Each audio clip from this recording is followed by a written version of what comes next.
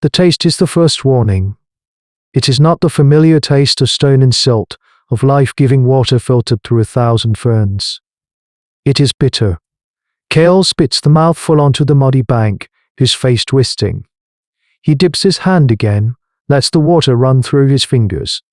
A greasy, rainbow-hued film clings to his skin, and the scent is that of decay, of something deeply wrong in the fabric of their world.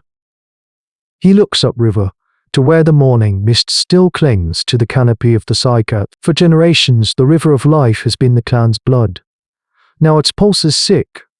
He turns and runs, his bare feet slapping against the wet earth, the alarm a knot in his throat.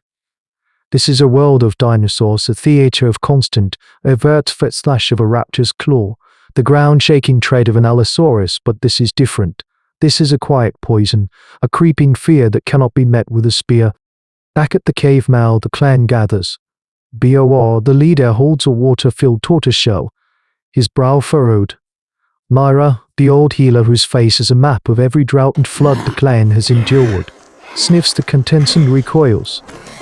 Her knowledge, a chain of memory stretching back through countless human ancestors, has no name for this. She sees the fear in the eyes of the young mothers, touching their children. Without the river, there is no life. The fish they catch are already floating belly up in the eddies, their gills black. The small creatures that drink from its banks lie still in the undergrowth. This is how a world ends, not in a roar, but in a poisoned whisper. It's a stark lesson in survival for these ancient humans, a chapter in their unwritten hominid history. Their simple lithic technology, the sharpened stones and bone awls, feels useless against such an enemy. Then comes the sound. It is a familiar tremor, the footfall of the giants, the great walkers, the sauropod who move like living mountains through the forest. But the rhythm is wrong. It is slow, heavy, a dragging cadence of immense suffering. From the dense green curtain of the jungle, one of them emerges. It is a young Diplodocus, its neck, once a graceful crane sweeping the high branches, now hangs low and listless. Its immense grey hide, usually a landscape of thick, wrinkled leather, is corrupted. Great weeping sores mar its flank, each one oozing a phosphorescent fluid that drips into the soil, sizzling faintly. The creature groans, a sound that is not a roar of power but a tectonic plate of misery shifting in its chest. It stumbles toward the river, its ancestral home, as if seeking a final comfort. With a shudder that shakes the very ground Kale stands on, the giant collapses into the shallows, its immense body a new and terrible dam, its leaking sores bleeding directly into the water. The lifeblood of this corner of prehistoric life. The clan watches in horrified silence. They are not witnessing a hunt or a battle. They are witnessing a plague. There is no debate. The clan cannot run. The sickness flows in the water, and the water is everywhere. Bor, his face carved from shadow and firelight, makes the only choice he can. He anoints too. Mira, for her mind holds the clan's memory, a deep understanding of which roots heal and which leaves kill. Her body is frail, but her eyes see the patterns others miss. And Kale, the scout, for his youth is a weapon, his legs are strong, his sense is sharp, and he can move through the undergrowth with the silence of a hunting cat. Their mission is not one of violence, but of understanding. This is a new test in the long, brutal arc of human evolution, a problem that a spear cannot solve. They are to become the first detectives in a prehistoric world where mystery itself is a predator. They must follow the river into the heart of the dying land and find the source of the poison. It is a desperate act of faith in the one tool that has always kept their ancestors alive: intelligence. Their journey upriver is a descent into a silent, rotting hell. The vibrant chorus of the jungle is gone, replaced by the buzz of corpse flies and the mournful groan of dying giants. They cast carcasses of Diplodocus, their great bodies bloating in the sun, the weeping sores on their hides casting an unnatural, sickly green glow in the twilight. This eerie bioemusence becomes their guide, a constellation of death forward. Lyra moves with a grim purpose, her gaze sweeping the ground, her mind cataloguing every detail. She notes the dead ferns, the bleached stones, the absence of the smaller dinosaurs that normally skittered at the water's edge. Kale walks ahead, spear ready, his eyes scanning the tree line, his ears straining for the sound of a predator drawn to this continental feast. Their combined survival skills are pushed to a new limit, a living work of paleontology where they read the story of the plague from the bones and bodies scattered around them. The third day brings the inevitable confrontation. As they navigate a thicket of giant horsetails, Kale freezes, holding a hand up. The scent hits them both, the coppery tang of fresh blood overlaying the stench of decay. Ahead, a half-grown Diplodocus lies on its side, its death throes having churned the mud into a frenzy. Feasting on it is a pack of lithe, sharp-eyed carnivores, their sickle claws flashing as they tear at the untainted flesh. They are wary, intelligent hunters, and they give the glowing lesions a wide berth, snarling if a stray piece of contaminated meat is flung their way. Hiding behind a petrified log, Lyra watches with an intensity that transcends fear. She sees it. The predators, masters of this world, know the sores are poison.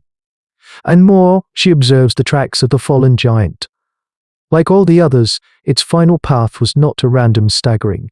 It was a clear, deliberate trail leading from further upriver. The foraging patterns are all wrong. This isn't about food. It's a pilgrimage of the sick. All the giants are being drawn from one specific direction.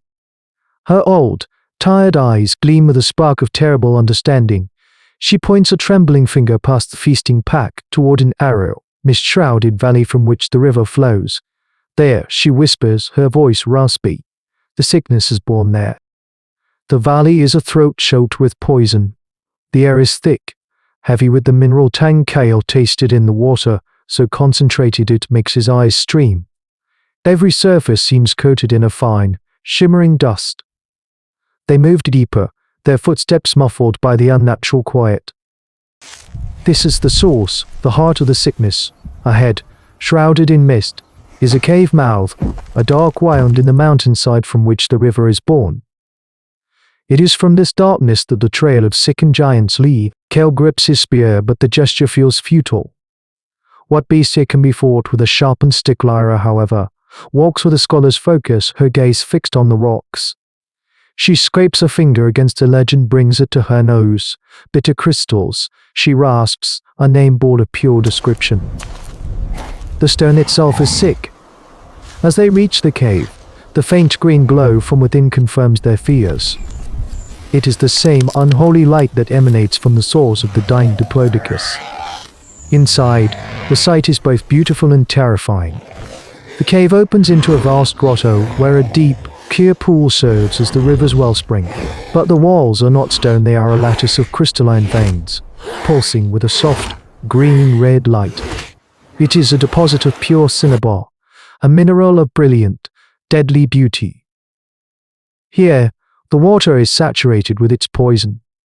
A massive bull Diplodocus, the largest they have ever seen, stands knee-deep in the pool, drinking greedily, its hide already a canvas of fresh lesions. It does not notice them. It is trapped in a cycle of instinct, returning to the water that has sustained its ancestors for 1,000,000 years, unaware that it is now the very thing that will kill it. Lyra understands. The herd isn't being led here by a monster, it's being led by memory. To save their clan, they must break that memory. This is a problem beyond the scope of any previous hominid history. It requires a new kind of thinking, a leap of primitive technology and psychology. We cannot fight the river, Kale says, his voice a low whisper. We must fight the path to it. A plan forms, a desperate gambit of fire and fear. For the rest of the day they work, a frantic partnership of youth and wisdom. Kale gathers piles of dead, dry wood, finding resinous logs that will burn hot and bright. Lyra, using her knowledge of plants, finds vines that can be woven into crude ropes and identifies sap that acts as an accelerant. They build a chain of massive pyres across the mouth of the valley, a barricade not of stone, but of potential flame. As dusk falls, they hear the tremor of another group of giants approaching. This is their one chance. With flint and pyrite, Lyra strikes a spark, nursing it into a flame, a tiny sun in the growing darkness. They light the first pyre, then the next, and the next. A wall of fire roars to life, casting dancing, monstrous shadows against the valley walls. Their leader, a young female, bellows a sound of deep uncertainty. Their instincts pull them toward the poisoned water, but a more primal fear, the fear of fire, holds them back. Kale and Lyra scream, beat sticks against stones, and throw green leaves onto the pyres to create plumes of choking smoke. For a terrifying moment, the herd hesitates, a titanic force on the verge of a stampede that would erase the two small humans from existence. Then, the lead female turns. She chooses fear over thirst, leading Hyrkin away from the valley of death toward a new, unknown path. Kale and Lyra collapse exhausted, watching the last of the giants disappear into the night. They have not killed a single creature, yet they have saved them all. They did not conquer the land, they learned to read its language. Kale and Lyra's victory was not one of muscle, but of perception. In that valley of glowing poison, they performed the first act of planetary medicine, diagnosing an illness not in a single body, but in the earth itself. This was a turning point in the epic of human ancestors. For the first time, our species did not simply react to the brutal whims of its prehistoric world, they altered the outcome. They did not slay the beast, they changed its mind. This single act of empathetic intervention, of using their intelligence to guide rather than to dominate, was a whisper of the power that would one day allow their descendants to reshape the entire globe. It was the birth of an audacious idea that the smallest creature in an ecosystem could become its most vital custodian. It poses a question that echoes through the millennia. Carved into the very bedrock of our ascent, what is true strength? Is it the power to break the world to your will, or the wisdom to heal its deepest wounds? For in an age ruled by titans, the future would not belong to the strongest jaw or the sharpest claw. It would belong to the first creature to look upon a dying world and choose to become its doctor. But as the land began to heal, a new shadow started to fall from an empty sky.